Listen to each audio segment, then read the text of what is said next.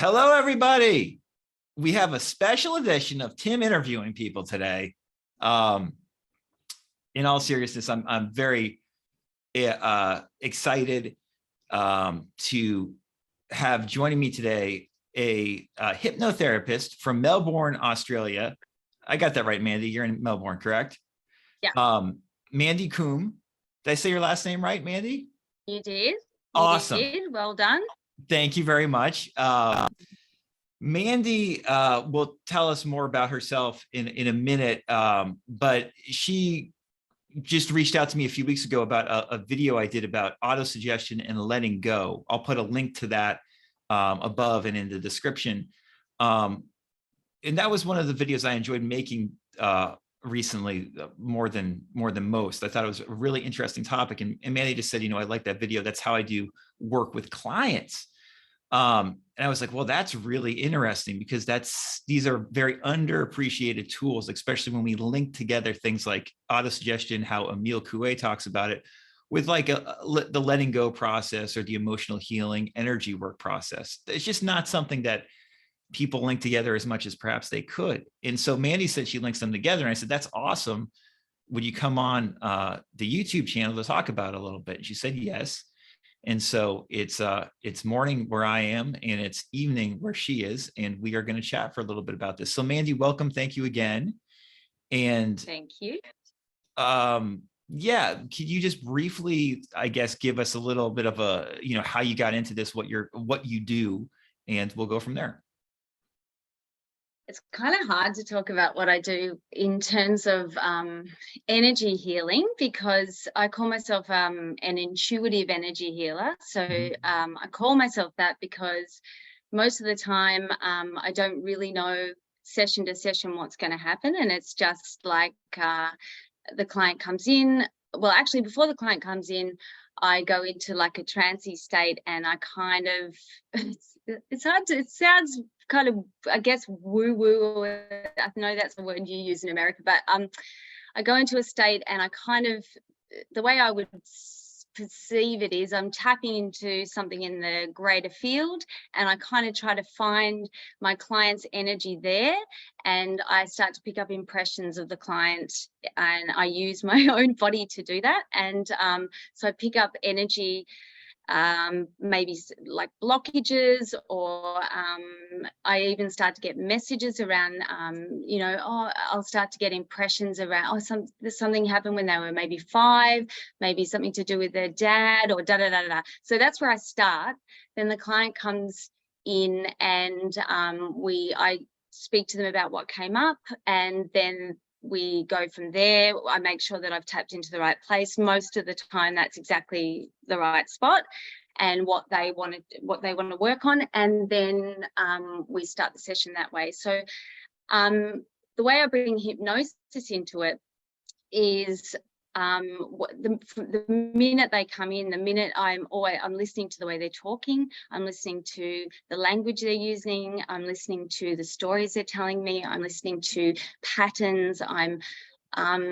If it is something to do with something emotional, like let's say they have issues with a parent or something like that, I'm listening to the way they talk about them, the way they, even like I'm watching their body language, I'm listening to, I'm watching their breath, all of those things, just picking up as much as I can from them.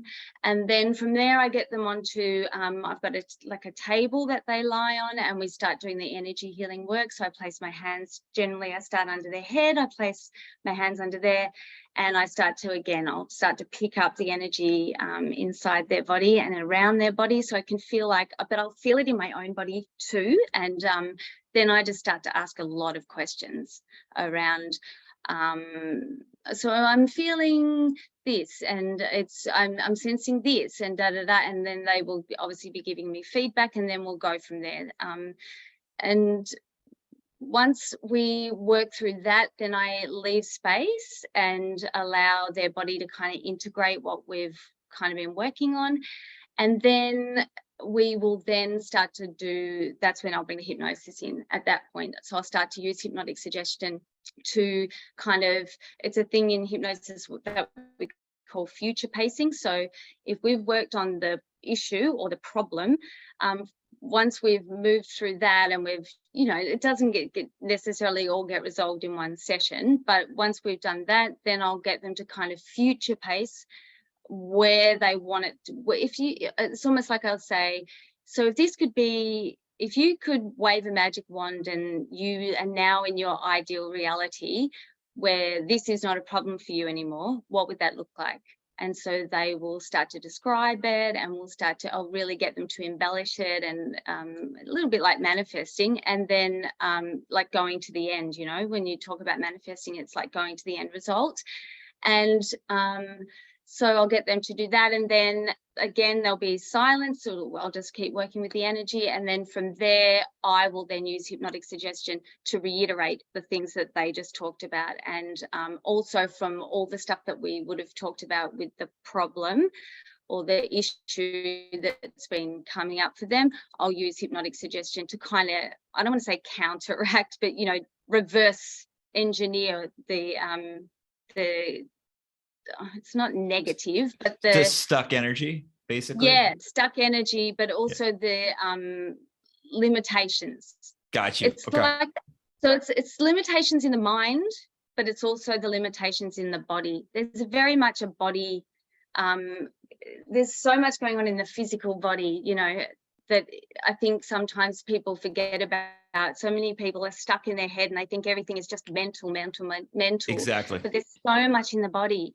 And so that's another big thing in my work with people, is to get them to contact their body. Like some people have just never, ever thought about doing that, like just being with their body and being with their feelings and being with their emotions. It's really, because for me, I mean, I live in that kind of place, I'm always exploring that kind of stuff for myself. But yeah, I have to remember sometimes that that's not the way everybody works. Some people don't want to contact these things.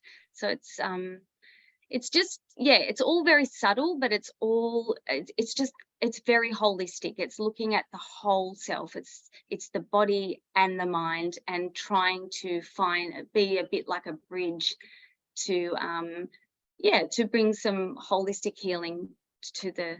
Did I explain that very well? Because it's really hard to explain in words, but now you know how I feel in the car when I try to talk about it. Yeah. No, I mean, Mandy, now I know why I wanted to invite you on, because I think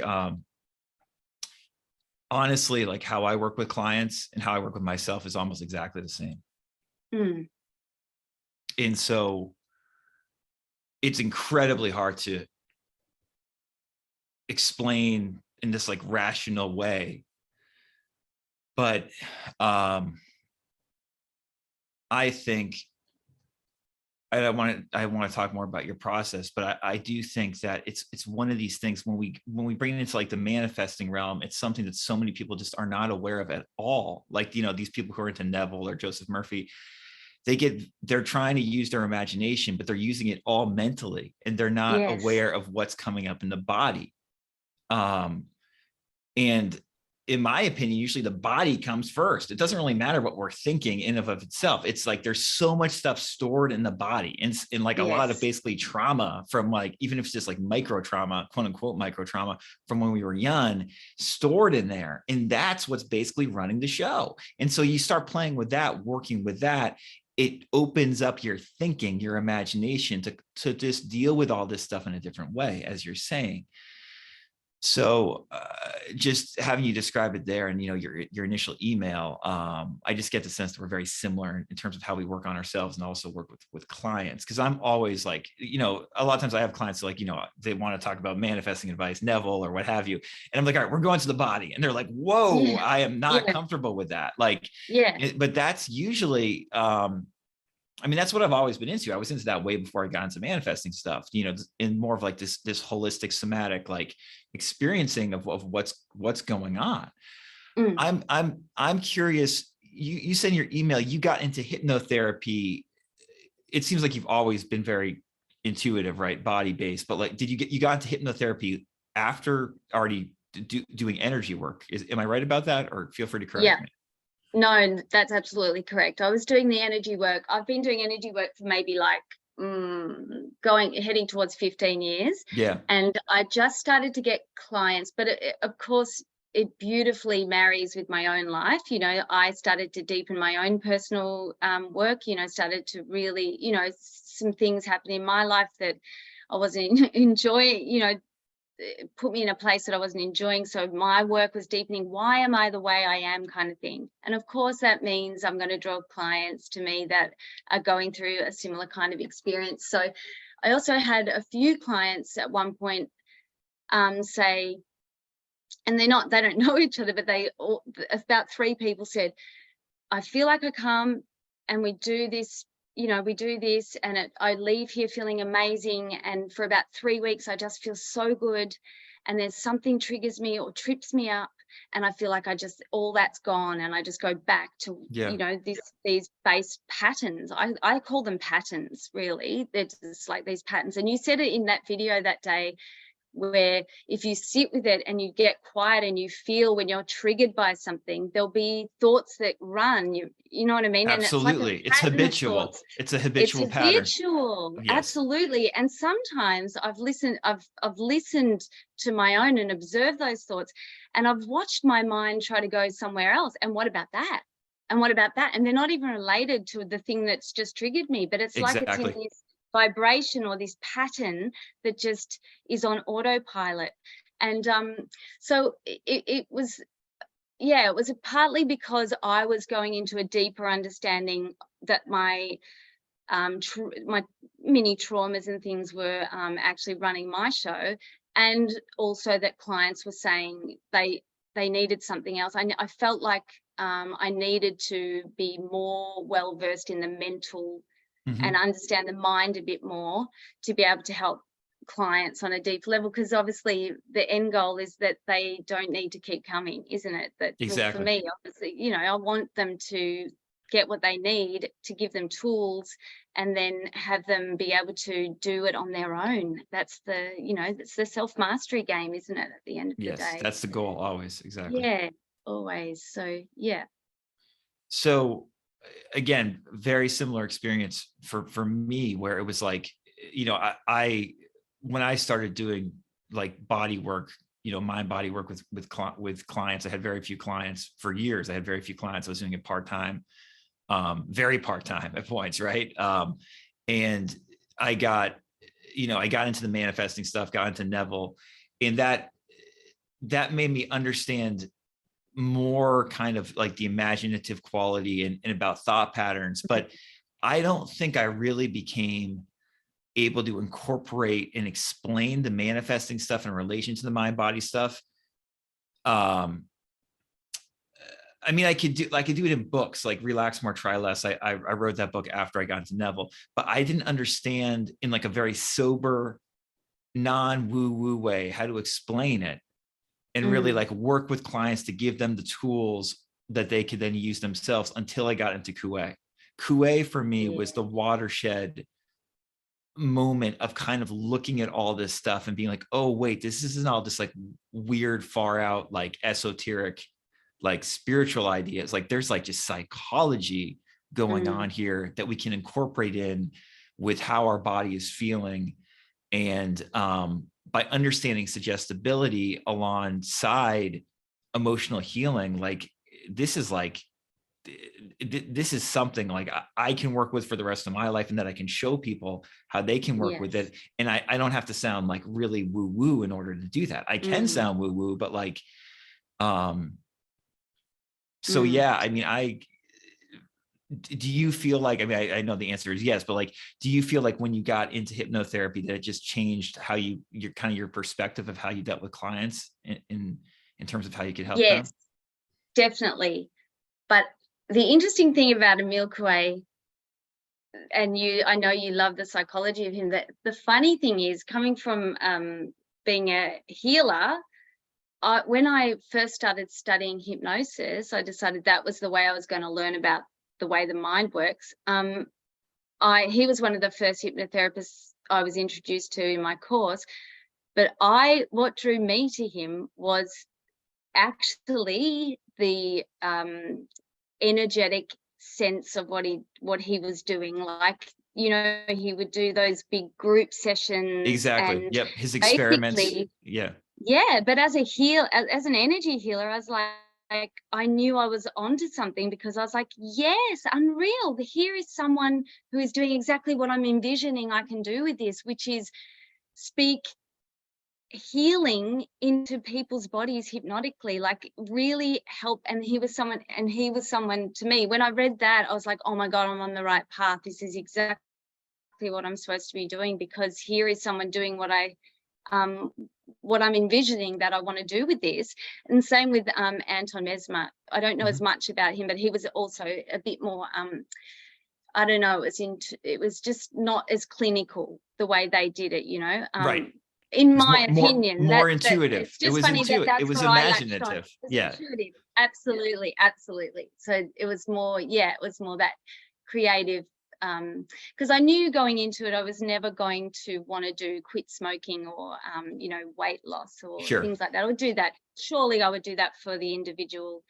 If they asked me to, of course I would do it. But I knew that I wanted to do this hybrid, because I felt like I could almost, I mean, it's a big thing to say, but I felt like it's just such a holistic approach to healing for somebody, to be able to cover all the bases, because it is all inclusive, isn't it? Like the body and the mind, like they work together.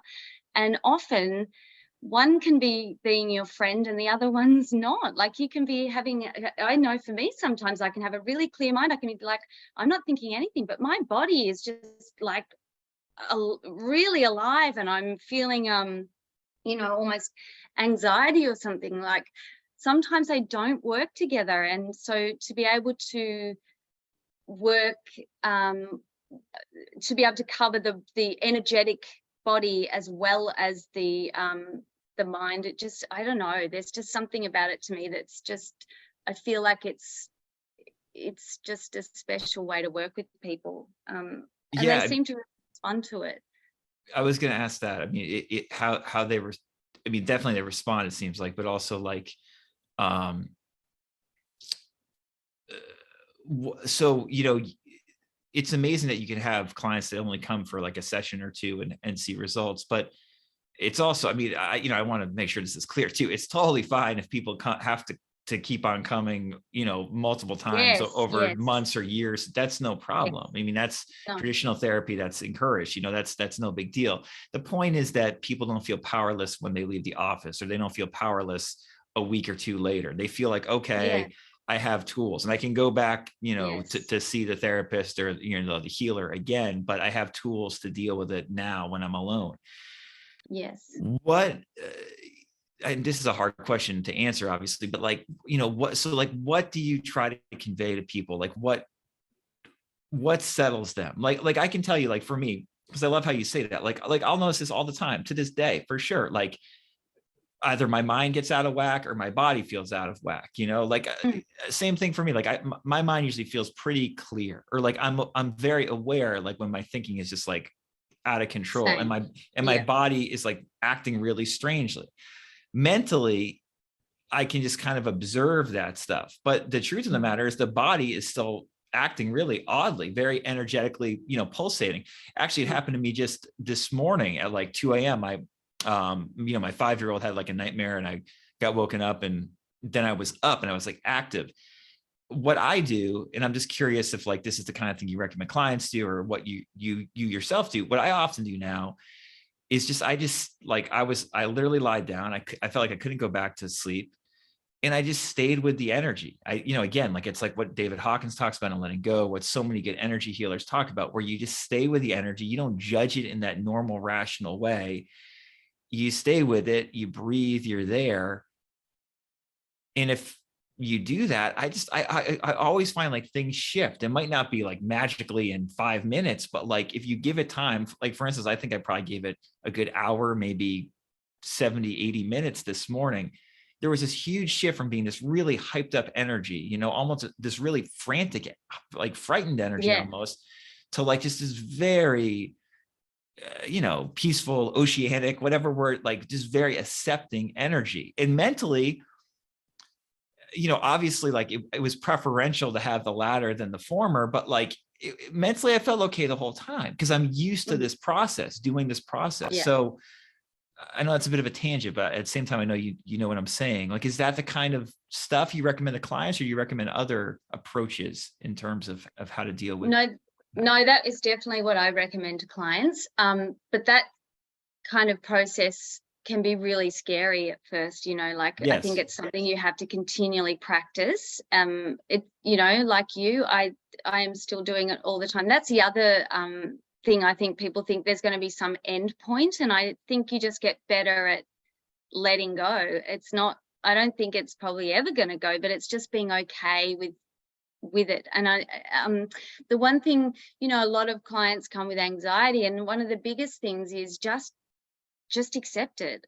So it's almost so much of it, don't you find, is just the resistance to it. It's like it's so frightening to think that you're going to have to feel these feelings for whatever reason. And that's a whole nother thing. Like, you can work on that and go back and find, and that I'm going off on a tangent too, but no, you're not. It's just allowing them, just like be with it. Like for me, the biggest thing is when I am just like so overwhelmed by it, it's just like stop, take a really deep breath. Breath is the thing, right? Isn't it? Breath is the shit. And just accept it. Just accept that you're here. No judgment. I think we judge our feelings. And I know for me personally, that's been a big thing I've had to move through. I think I probably, as a kid, one of my things would have been that I just was perceiving that when I would get in trouble, that it was really not a good thing to feel the feelings, or there's just like a misalignment in my perception as to what being allowed to feel, fully feel. And I think a lot of people had that similar kind of experience. And so it's just like we judge our feelings, the strong feelings. There's no good or bad feelings, it's just feelings, but some of them feel better in the body. Some of them, we've conditioned ourselves to think that these ones are great and we want more of them.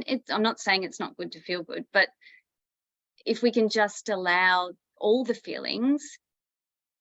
But I do accept that that can be very scary for people if they've never done that before. And so especially when they breath. start. I would say breath is the main thing. I would be and I often I use hypnotic suggestion, and breath is a big one I use as almost like an anchor.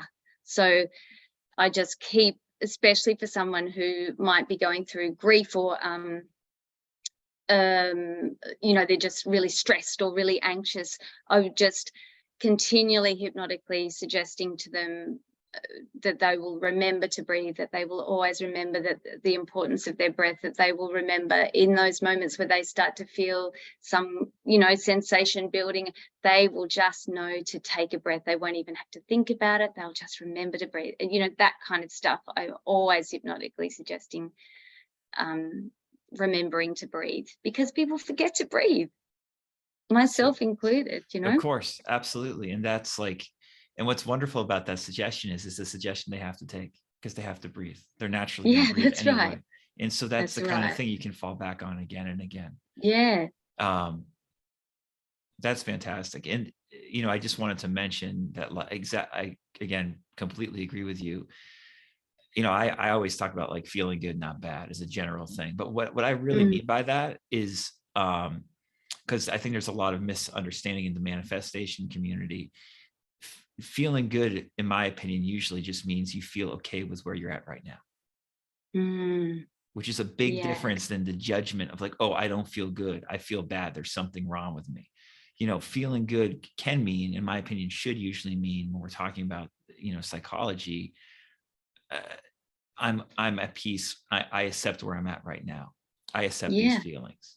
And it's very scary at first. And again, this is why it really helps to have a therapist or a counselor or a healer to facilitate some of this stuff when you first get into it a lot of the time, because that feeling in your chest, or your head, your head's racing, you feeling in your throat, your stomach. It's like our whole lives, we've been trying to shield ourselves from that a lot, and it's like, okay, now we're going to look at it and we're going to breathe we're okay, and we're going to look at it. And that's like, that can be shocking at first. And that's why it's very freeing. Yeah. It's such good work. I mean, so we have to, I don't want to keep you too long. I would like to tie in. A lot of people are probably watching this and being like, what the hell does this have to do with manifesting? Right. And my answer would be, it has everything to do with manifesting.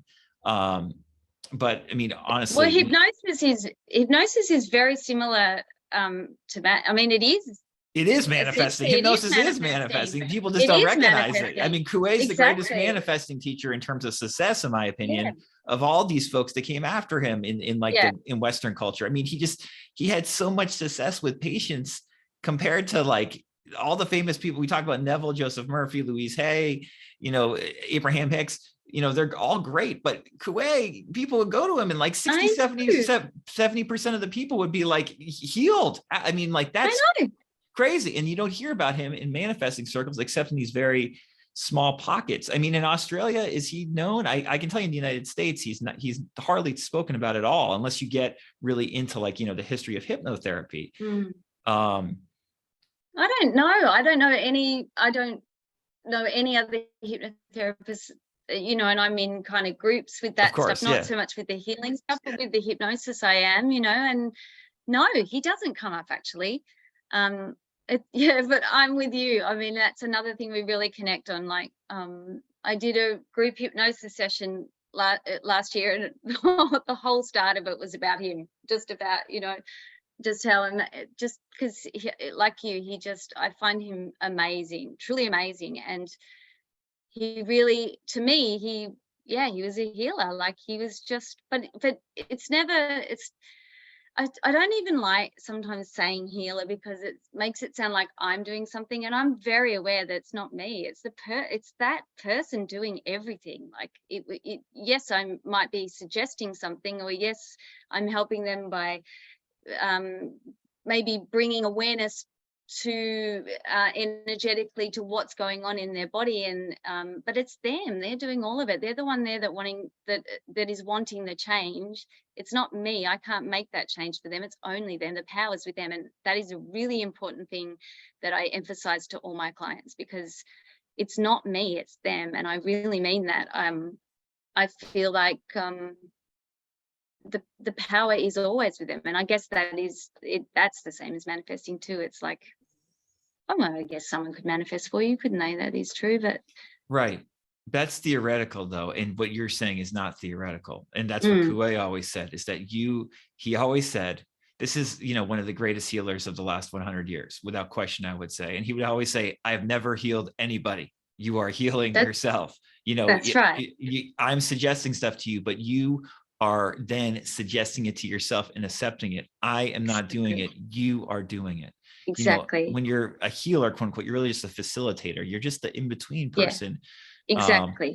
A conduit, I call myself. A conduit, exactly. And other people, in law of attraction circles, you hear the word channel or something like that, but and it's similar. But a conduit that's exact, like, it's self-work, right? And it's self-healing work, and it's and it's all just awareness. And all I'm doing is opening their awareness to something else, and then they decide whether or not they're going to take on what I'm offering. And I'm really glad I learned hypnosis though, because in terms of the work I do, because it helped me to understand language and the importance of the way I word things, and the way, because someone is in a vulnerable state and they're in a very relaxed state on the table too. So I know now that I didn't know when I hadn't added hypnosis, that what I'm saying is really being taken. They don't have to take it on. It's up to them, obviously, whether they choose to, but I do know they're in a very relaxed state and they are listening to everything I'm saying. So I take it very seriously, make sure that I speak lovingly into them and into their energy, Yes, I completely know. Yeah. I think if you want to, we'll have to have you on again. You can talk more about what you do with clients, when they're on the table or it's so, I mean, I agree with you. Like, I can never explain my work, like in terms of like what I actually do. I feel like a lot of people in our positions, it's like, I can explain the framework so you can do it yourself, or, teach other people how they can help people do it. But like what you actually do when you've been doing it for a while, and it is very intuitive, Mm. you have to be there, and you just do it yourself. And what's so cool is, you know, it's individualized, right? And like Yeah. that help. And then you tap your individualized approach, you tap into the individual person that you're trying to work with and help. And that's like the alchemy. That's the magic right there. It's the best bit. Yeah. It's like that. It's the collective consciousness, isn't it? It's like, I feel like it's almost, it sounds a bit, but I feel like we become one. Yes. It's that oneness. It's like there's no separation. It's like I can feel, I think their thoughts, I say them, they say, why are you talking about this? I was just talking about that with my mum before I came, or whatever. It's because I'm in there getting the imprints off of them, because I'm just, and by the way, I feel like everyone can do this. It just comes more easily to me. I think we all have this ability, and I just didn't have to try at it. That's all, Yeah. But I think every human is able to do this. It's just a matter of getting quiet and listening. Yeah, there's definitely this innate physiology, not just psychology, but physiology, I think, tying it into the mind body thing, where it's like we all have that. And I would Yeah. say, because one of my things is always like, I'm all about getting really quiet. I love it. Like I said, just did that this morning. That's my general practice, how to calm down now, is to get really quiet. But also, if you move a lot, if you jump on a Yes. trampoline and scream, Yes. you'll tap into it too. So it's like, again, Yes. tying the mind and body together.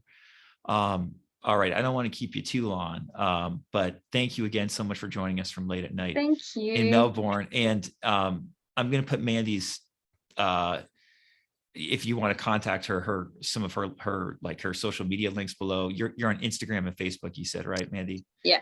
Great. Yeah. Great. So, if you have follow-up questions for her, or are interested in any of the stuff, or with working with her remotely, I don't even know if you work with people remotely, but if you have questions. I do. Oh, great. Excellent. Yeah. Excellent. That's fantastic. So yeah, if you would like to work with Mandy or have questions for her, you can contact her via the links below. Is there anything else you'd like to just tell people? Because I know we ramble, and I mean, I don't even know what the hell we just talked about, but I have a feeling it was good. Me? So. I know. I have no idea. Nah, there's nothing else. Just love to everyone. Yep, just enjoy. Love is the answer. John Lennon was right. That's all. Fantastic. All right. Thank you, Mandy. We'll stay in chat for another minute. And yeah, I hope everybody enjoyed this. I always love talking to people who are actually like in the field doing this stuff from like a counseling therapeutic setting, because you see it's not sensationalistic a lot of the time. It's actually really, really down to earth. And that's where so much of this good healing and peace and love can be utilized. All right. Till next time, channel watchers, enjoy yourself. Okay, stop it right now. Bye.